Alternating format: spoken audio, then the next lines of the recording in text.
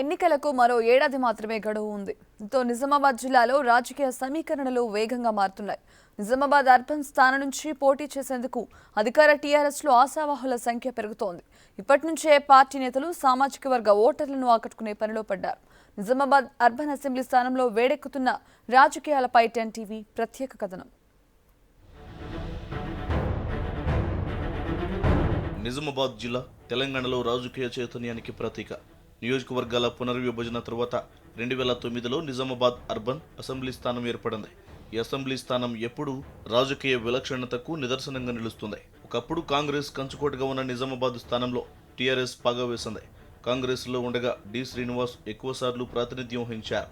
2014లో Nizamabad rural నుంచి పోటీ చేసిన డిఎస్తో పాటు అర్బన్ నుంచి బరిలోకి దిగిన మహేష్ కుమార్ గౌడ్ ఓటమి చవిచూశారు. అర్బన్ నుంచి గణేష్ గుప్తా, రూరల్ నుంచి బాజిరెడ్డి గోవర్ధన్ విజయం సాధించారు. డి శ్రీనివాస్ కాంగ్రెస్ ను వీడి టీఆర్ఎస్లో చేరడంతో నిజామాబాద్ అర్బన్ స్థానంలో రాజకీయ సమీకరణలు మారాయి.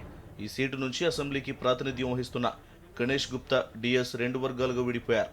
తన పెద్ద కుమారుడు సంజయ్ని రాజకీయ వారసుడిగా ప్రకటించిన డిఎస్ అసెంబ్లీకి పంపేందుకు ఏర్పాట్లు చేస్తుండడం సిట్టింగ్ ఎమ్మెల్యే గణేష్ గుప్తాకు తలనొప్పిగా మారింది. సామాజిక వర్గ ఓటర్లను ఇప్పటి నుంచి ఆకర్షించేందుకు వీలుగా సంజయ్ మున్నూరు కాపుల కోసం ఉచిత వివాహాలు, వైద్య శిబిరాలు నిర్వహిస్తున్నారు. సంజయ్ దూకుడుతో గణేష్ గుప్తా గుండెల్లో రైళ్లు పరుగులు తీస్తున్నాయి. అంతేకాదు, నిజామాబాద్ రూరల్ నుంచి ప్రాతినిధ్యం వహిస్తున్న టీఆర్ఎస్ ఎమ్మెల్యే బాజిరెడ్డి గోవర్ధన్ కూడా అర్బన్ సీటుపైనే కన్నేశారు. దీంతో ఈ సీటు కోసం పోటీ పడుతున్న వారి సంఖ్య 3కు చేరింది. దీంతో టీఆర్ఎస్ శ్రేణుల్లో అయోమయం నెలకొంది. మరోవైపు నిజామాబాద్ అర్బన్ స్థానం నుంచి కాంగ్రెస్లో కూడా పోటీ ఎక్కువగానే ఉంది. ఎమ్మెల్సీ ఆకుల లలితతో పాటు పీసీసీ నేతలు రత్నాకర్, మహేష్ కుమార్ గౌడ్ టికెట్ ఆశిస్తున్నారు. టికెట్ ఎవరికి దక్కినా అందరూ కలిసి పనిచేయాలని పార్టీ నేతలు ఇప్పటి నుంచే నూరిపోస్తున్నారు. టీఆర్ఎస్లోని వర్గపోరును తమకు అనుకూలంగా మలుచుకునేందుకు కాంగ్రెస్ నేతలు ప్రయత్నిస్తున్నారు.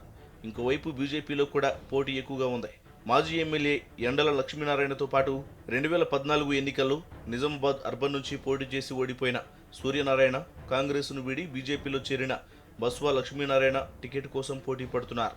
ఇలా 3 ప్రధాన పార్టీలు కూడా ఆశావాహులు ఎక్కువగా ఉండటంతో నిజామాబాద్ అర్బన్ రాజకీయాలు ఆసక్తికరంగా మారాయి.